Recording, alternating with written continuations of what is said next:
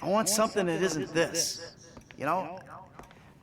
This caring about two things at once. I mean, I want to be a good dad, love my family, you know, live the dream. But at the same time, I really want the other stuff too. I really just want to be happy, Doc. That's the heart of Michael's problem. Happiness doesn't come easy for him. It's always just out of reach. And it's hard to find peace when your entire life sits on such a fragile foundation. The situation he's in, of course, is of his own making, shaped by choices born out of what he claimed was desperation. He made a judgment call. He did his best to escape a very dangerous life and protect his very young family, which to Michael meant faking his own death and framing his closest friend for the inevitable fallouts. It's a ruthless move meant to protect him from all sides, avoiding law enforcement while cutting off the unpredictable, volatile threat of his best friend's anger. From there, he disappears into luxury, hiding away in a multi-million-dollar mansion in the Rockford Hills of Los Santos. He takes on a brand new identity, Michael DeSanta, and convinces his wife Amanda that this new name and new life are what's best for their brand new family. With the name and relocation, the lie is cemented. And so for the next 10 years, Michael and his family remain safe as long as he honors his secret deal with Dave Norton, the FIB agent who helped make Michael's fake death a reality. Michael and his family remain safe so long as he upholds his secret deal with Dave. But in the end, his bid for freedom becomes its own kind of prison. He's trapped in what appears to be a loveless marriage where he and Amanda have long lost faith in each other. Trapped in a cycle of trying to be present for his children who've grown resentful and cold toward the man he used to be. His old vices still haunt him, still creep into his life occasionally, and from his family's perspective, every attempt he makes to change feels hollow, too little, too late, or done in poor faith. Michael DeSanta isn't just a new name, it's the sum of every bad decision he's ever made. And throughout this video, we're going to break down how, through Franklin, Devin, Weston, and even his own therapist, the real Michael Townley begins to bleed through, finally allowing him to be himself again. Every so often we catch a glimpse of the real person who was always buried deep down, who was only symbolically killed. But between his intentions to do the right thing, his awareness of what's at stake if he slips back into his old life, and his constant cycle of protecting his image when that selfish streak shows through, Michael falls into his old habits. He dodges questions that don't actually protect him but instead hurt him, exposing the loop he's been trapped in for the last decade. A loop that's most clearly revealed through his interactions with Franklin. Oh, hey, there you are. What's cracking? So, we all good? Hell yeah, we all good. We did. Yeah, you fucking ain't right, we did. The relationship between Michael and Franklin is actually best summed up by Trevor. Franklin, come on, you better take off. Really. Shit, I'm good. I ain't bailing. Whoa. What, am I detecting some sort of, son I never had bullshit here, Mikey, huh? That line lays it out pretty plainly, but there's a lot of truth behind it. Franklin's the younger one, hungry for more, and never afraid to get his hands dirty if it means carving out a better life for himself. We don't even have to look further than Michael's first scene with Dr. Friedlander in order to acknowledge that contrast between Franklin, Michael's position, and Michael's own son. When asked if his son is a good kid, Michael immediately spirals into frustration about Jimmy, about how he refuses to seize the chances right in front of him. Sure, Michael's done terrible things like robbing, killing, and stealing, but at least in his mind, he did something. He seized the opportunities he had. He worked with what was given, turned his criminal talents into a means of survival instead of letting them all rot away. Over the years, I've heard plenty of interpretations of Trevor's, Michael's, and Franklin's comments all over the game, but the wildest one here has to be the idea that him pretty much attacking Jimmy here comes from a place of bitterness, and Michael secretly resents walking away from the life he loved, the one thing he was genuinely good at, moving on.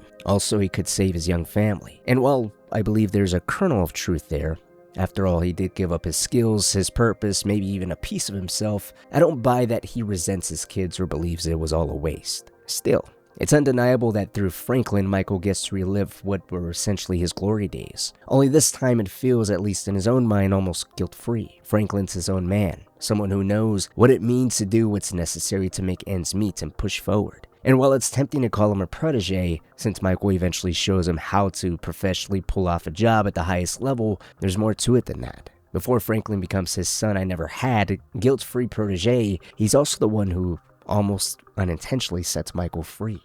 Granted, Michael completely gives into his anger when he goes after Amanda's tennis coach. all out of revenge for committing the ultimate sin, sleeping with his wife. Fueled by rage, he chases a guy into the hills of Vinewood, ignoring all the obvious signs that the house the coach hides in is nothing more than a temporary protective shelter, not his actual home. But without thinking twice, Michael yanks it down, only to learn it belongs to someone far more dangerous. That someone turning out to be Martin Madrazo, who then forces Michael to pay for the reconstruction of the mansion and, for good measure, his mistress's hotel. Now, before all of this goes down, Franklin stops by Michael's house and ends up coming along for the ride, purely by his own choice. It's a bit of a funny moment though, because earlier Jimmy already told Franklin that his dad's retired, that he doesn't do anything anymore besides sit on the couch, drink, and watch movies all day. And honestly, we kind of see that for ourselves. Michael, in his usual detached, almost whimsical tone, tells Franklin that the lesson of the day is humility, and that maybe tomorrow they'll try for a training montage. Well, and today's lesson's all about humility. Tomorrow we'll try a training montage. A training what? Nothing. I was just lost in an 80s movie fantasy.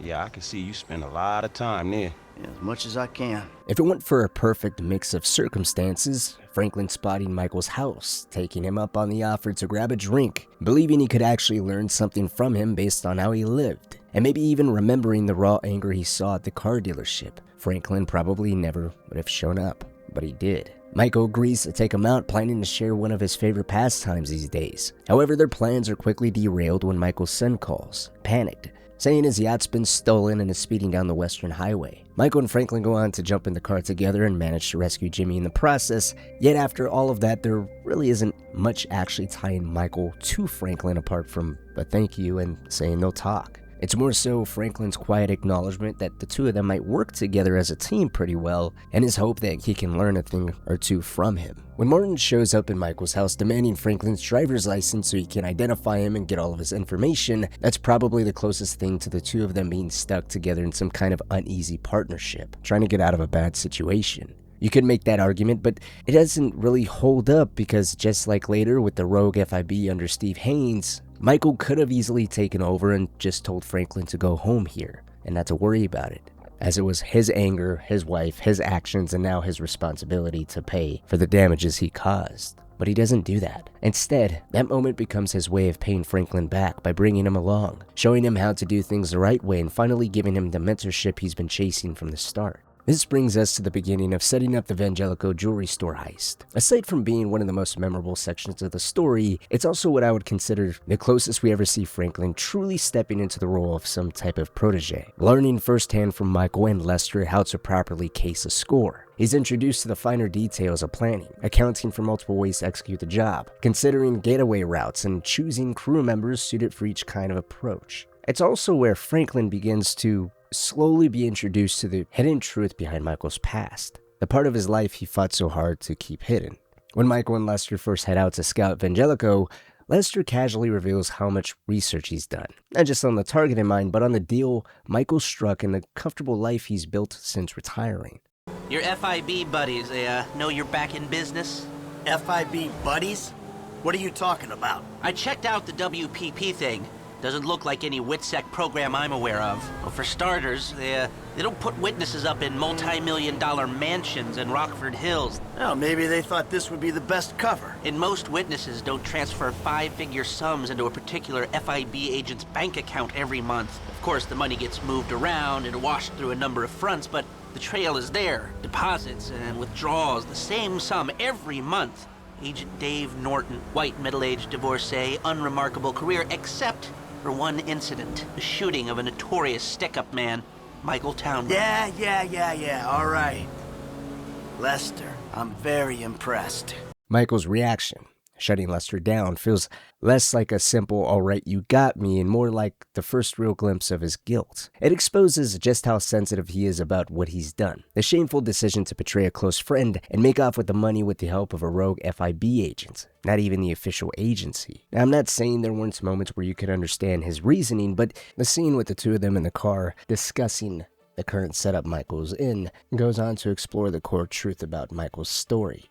There's no honor among thieves. Letting the truth of his exit strategy resurface with Trevor would pretty much guarantee his death, while revealing it to Franklin, especially at this point in time, could mean a complete loss of trust and respect and an unraveling of a secret deal that's essentially still in place with Dave Norton. Given that Dave hasn't even been introduced to us yet, and it's not until after the Evangelical store or jewelry heist that we actually see him, we could play devil's advocate and interpret Michael's dismissal as his way of protecting that side of things, avoiding any mention that might drag Dave into the conversation, or prompt Lester or Franklin to start asking any deeper questions. That's fair enough for now. But later, after Franklin is forced to mount a rescue mission to save Michael from the Triads who are planning to kill him, things take a completely different turn. This mission alone is filled with dialogue from Michael that intentionally leaves information out, or shapes events in a way that makes him seem like a helpless victim. And for quick context, in case you haven't played the story of Grand Theft Auto 5 in a while, Trevor, Michael, and Franklin have already done a few jobs for Steve Haynes, Dave Norton, and Devin Weston by this point. Their ties to those three go a lot deeper than just a secret agreement between Michael and Dave now, because now all of them have some kind of connection or work done between them at this point. In the mission Fresh Meat, where Franklin goes on to rescue Michael, Lester and Franklin already know that some kind of event took place between Michael and Trevor. Trevor's own emotions, his reluctance to explain where Michael is and even extend some help, along with Lester tracking their phones, placing both of them up in North Yankton, all makes it pretty easy to put all the pieces together. Something happened there, and even Franklin knows that this is part of a much bigger problem that started long before he ever showed up. While Franklin clearly understands that there's some kind of long-standing issue there, I don't think it's necessary for this video to dig too deeply into his exact position on the matter. At the very least, though, it should be acknowledged. What really matters is the dialogue between Franklin and Michael immediately after Michael's rescued, because that's where the victim mentality starts to come through. A lot of it comes down to Michael's framing of the events between him and Trevor. How'd they pinch you anyway? Oh, shit. We're up there, and Trevor freaks the fuck out. He was about to kill me, Franklin, and then these Chinese guys show up. They take me, he fucks off. For real? Too real. Okay. Well, if you don't want to talk about that, how about Devin West? Weston? What about it? Given that Michael didn't appear interested in talking about it, something that Franklin even acknowledges, the conversation pivots onto the next part that is equally as revealing when it comes to Michael's personality. Devin Weston still hasn't paid Franklin for the cars he's stolen for him, and since Michael introduced them, he would technically have the best way of approaching Devin. Franklin's other options would technically be Trevor, which most likely would have ended up in a chaotic bloodbath, or maybe Lester. But Lester's more hands-off and physically limited, so really, all he can do is identify some weaknesses that other people could exploit. Michael, on the other hand, is much more practical than Trevor. He has the connections to Steve, Dave, and as far as Devin is concerned, Michael didn't just introduce him as a contact, he actively encouraged Franklin to work for him, and doing it in a way that made Weston come off as the same kind of man to Michael that Michael was to Franklin, seeing his house, the way he lives, and thinking he has real business opportunities for him. Franklin just wants to get paid for the work he already did, while Michael encourages him to relax and trust in Devin's plan of investing the money instead of paying him outright. And once again, the reason behind that advice is selfishly motivated. Weston? What about it? We delivered the last of them cars, only he ain't paid us yet. Says he gonna invest the fucking money. Well, he's a clever guy. You know, that might not be such a bad idea. Are you fucking serious? Look, Franklin, you're gonna get your money, okay? From the sounds of it, you'll even get some interest, too. And I got this other deal with Weston down at the film studio. So we gotta wait for that to play out before I got any leverage over your deal. For real? Come on, Franklin. I had my feet chained to a meat hook for the last few hours. Give me some time, I'll figure it out, I promise. Yeah, whatever. This admission from Michael's interesting because, just like when he talks about what happened with Trevor, he only gives us half of the truth. Yes, he does have something else technically going on with Devin Weston at the time, which was his work at the movie studios with Solomon Richards, where he's serving as associate producer for his favorite director's next film. But there was never any real indication that pressuring Weston to pay Franklin would interfere with that kind of work in any meaningful way. In fact, there was no sign of Devin even being present at the movie studio until he suddenly shows up and reveals that he's ending the entire production in favor of a lucrative insurance payout. That surprise appearance, which happens after Fresh Meat, clearly catches Michael off guard. And if we dive a little further into Michael's involvement with Devin, or rather, him initially being pulled into working with Devin Weston, it was never something he was especially enthusiastic about to begin with. which we'll get into way more in depth in the next section. But through Franklin, you can still see that Michael genuinely does care for him and did at one point try to help him level up within this kind of life. Despite what may have been good intentions for Franklin, those good intentions become less and less of a priority when it comes to covering his long-hidden lie, or more significantly, his growing personal interest with working with Solomon Richards. His desire for that isn't inherently bad. The issue is more with how he encourages Franklin to keep working for Weston, even though he originally had no plans or interest in working with him. He even actively pushes Franklin to chase those business opportunities, and when they lead nowhere, he admits just enough, or at least frames the situation in a way that gives him the freedom to stay focused on his own priorities without having Franklin ask any more questions or pressuring him to do something he pretty much had no interest in doing. Circling back to his own selfish tendencies, they become all the more prominent when we look at his interactions with Devin Weston. The weekend interrogator. Invest wisely. You know, I don't give a fuck what you want, pencil neck. I just like sitting around watching old movies. Oh, there we go. How about I hook you up with Solomon Richards? Bullshit. During the conclusion of Blitz Play, it alone shows us where Michael is in terms of his willingness to work for Weston, and how little respect he actually has for him. It's not until Devin mentions having a stake at the movie studio where Solomon Richards works and offers to connect Michael to him if he does a few jobs, that then get Michael to start paying attention. Now these jobs in question are the 5 cars he's been eyeing, and Michael, Trevor, and Franklin eventually go on to steal. Before Weston fully wins Michael over though, when he's initially dismissing Weston and attempting to just move on and forget about any more work, he says that he can put Devin in contact with someone. That person is Franklin, and he immediately calls him afterwards to set up the upcoming jobs they're going to be doing together. Now in the end, it only amounts to one job for Michael specifically, the operation where he and Trevor dress up as LSPD officers and pull over the targeted vehicles under the guise of a traffic stop. The beginning and end of this very mission show a completely different side of Michael, especially in stark contrast to Trevor and Franklin. At the start, Trevor's more focused on Devin's lawyer, Molly Schultz, while Franklin is a little bit more doubtful about everything, and Michael just does the work without any lip. And at the closing of the same mission, his stance is pretty much the exact same. In preparation for what the next job is going to be, Michael asks who does what and is ready to just move on, while Trevor and Franklin are still ultimately hung up on the cash. Since there's really nothing else they can do until they continue and get all 5 vehicles, it's here that it's revealed that Michael isn't needed for the job, and appears genuinely happy when Devin says that he'll be in contact with Solomon. This creates a clear understanding of where Michael's intentions were.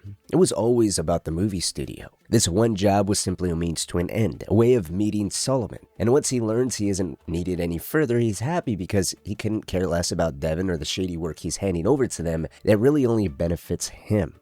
The more questionable part is how genuine is his push for Franklin to work with Weston at this point in time. Now, I've already made the argument that when it came to Devin not paying Franklin, Michael had also not gotten paid for the first job he was part of. He essentially downplayed Franklin's concerns under the claim that they needed to see how his other dealings with Weston were going to play out in order to gain any kind of leverage. Then there's the part where Weston withholds payment by investing the money he owes instead of paying Franklin outright, which Michael treats as possibly a good move because Devin is a smart investor. He comes off as very dismissive and does a real number to Michael's character in terms of good faith towards Franklin. But looking at it that way alone ignores other pieces of evidence that could suggest one of two things. Either Michael was pretty much always using Franklin within the context of Devin, attempting to convince him it was in his best interest to keep working with Weston, only to get his own invitation to the movie studio out of the way, or he genuinely believed he could take Franklin places and saw this as a real opportunity for him. And from the very beginning, Franklin is already unsure about it.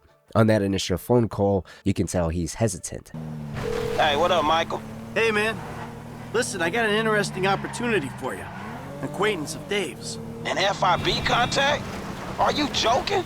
Relax, the guy's private sector. Very wealthy. Could be lucrative. Why don't you meet him and see what you think? All right, yeah, I'll think about it. All right, me and Trevor will be there too. I promise you. It's a step up for you. A real opportunity. And in his first real meeting with Devin, he makes it clear that his life is already out of control. He may not be the right person for this particular job, or even have his own interest within it. But Devin goes on to frame the whole arrangement as a chance for Franklin to level up, which Michael then reinforces later within the same mission. As Michael, Trevor, and Franklin race back to Devin's lockup, we get even more insight into how differently they view the situation. Michael asks Franklin how he feels about the cars they're driving, using that as a way to underline how legitimate Weston is. While Franklin already has his doubts and pushes back by saying he feels like he's right back at square one, back to boosting cars all over again. Hey, Frank. Yeah, what'd I tell you, bro? These cars. This is an opportunity. Yeah, if you say so. You know what? Right before I met you, I was boosting rides and racing. It feels like it come full circle to me. I'm serious. If you hadn't got me fired from my repo job, this is exactly the kind of shit I be doing. So thanks, dawg. After all the crap we been through, man, you got me right back where I be at anyway. After a period of silence, Michael tries again to sell Franklin on just how big this opportunity is for him. He encourages Franklin to look Devin up and insists that if he could only see how big his house was, he truly understands the chance that's knocking at his door right now. Hey, look, Devin Weston, he ain't like anyone you worked for before. Man, he runs his mouth, wants me to boost cars, and most likely gonna be paying me a fraction of what they worth. He don't sound that different, to be honest. This guy is.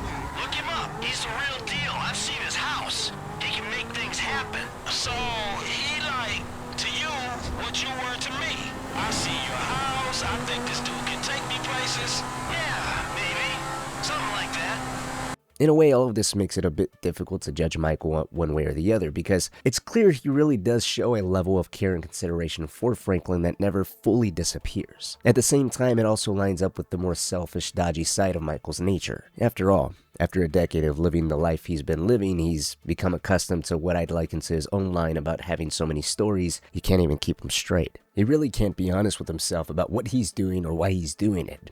At least not until that honesty is forced out of him. It's a trait we see throughout the game, one that only gets broken when his anger reaches a breaking point and everything just spills out in one raw, unfiltered outburst. His need to explain, to justify, or even to downplay what he's done are all elements that Dr. Friedlander either points out directly or that Michael admits himself in their private sessions and phone calls together, underlying how much of his life that he's pretty much spent avoiding the truth. He believes, or at least hopes, that if he changes his life around, or more accurately mixes up a genuine attempt at turning things around with a series of slip-ups, intentional or otherwise, and then pretends those slip-ups aren't what they appear to be or that they're somehow for the benefit of others, he can label himself as reformed. But that's not the truth at all. Franklin could have been the biggest opportunity for Michael to truly turn over a new leaf and finally be honest about everything. Yet even then, Michael keeps falling back into the same patterns of self-deception and justification, which only compounds the misery that he's been in. While Devin Weston as a character has always annoyed me, over time I've come to really appreciate his role in Michael and Franklin's dynamic. He lays out the narcissism of Franklin's pseudo-mentor/father figure in plain view, and then turns that same lens onto Franklin himself when Devin expects loyalty so absolute that he wants Franklin to eliminate Michael for ruining his plans with the movie studio.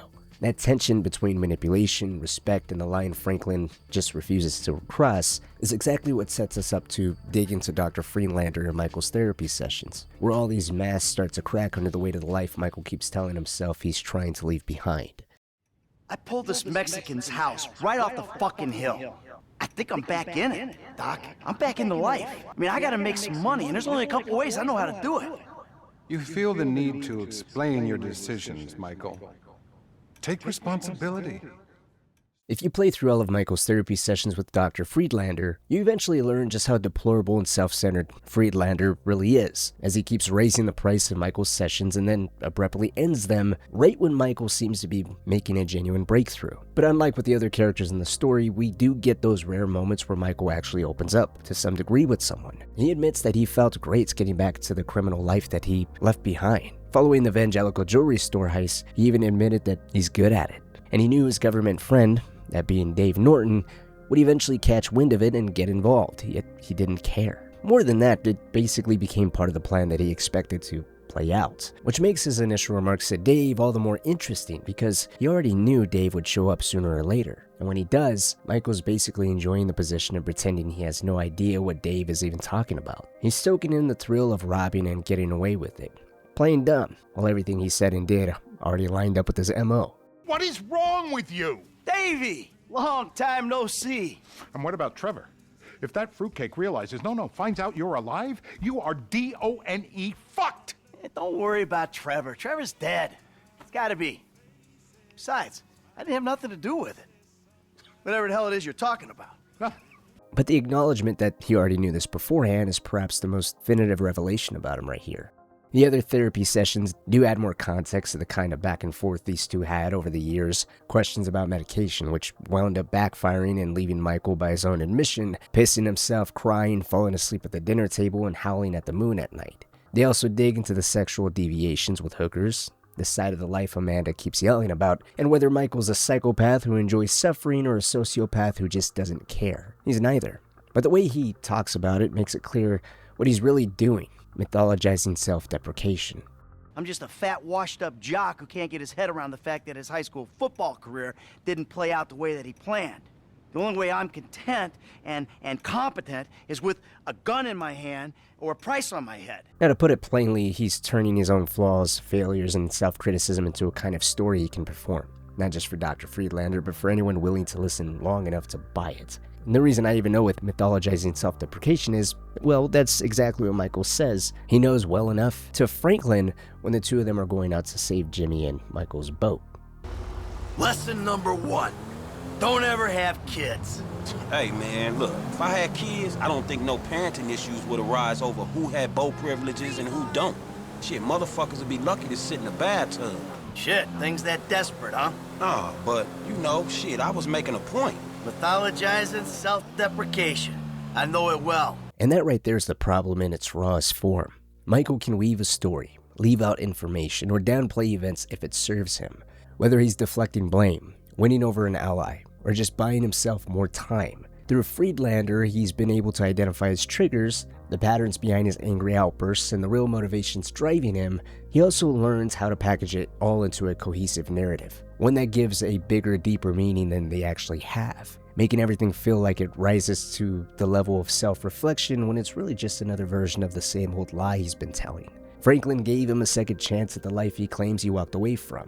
Devin Weston exposed just how fast he's willing to use people when it benefits him, and Dr. Friedlander, for all his own issues, forces Michael to say what he refuses or dodges with everyone else out loud. He has to finally put into words the impulses he's spent years pretending he didn't understand, and even then he still performs. If Michael can turn his problems into something that sounds deep enough, honest enough, self-critical enough, then maybe he doesn't have to actually fix them. Maybe he doesn't have to choose between being a good father and the man he used to be. Maybe he can just keep doing both, over and over again. That's the loop. And it's the same one he's been trapped in since the moment he decided to fake his own death. And he didn't do that to become someone new, but to become someone safer. A person who put his family's safety as a main priority, which he was hoping would coincide with his happiness. But happiness was never something Michael couldn't reach. It's something he even refuses to define, despite us even actually seeing what that happiness looks like.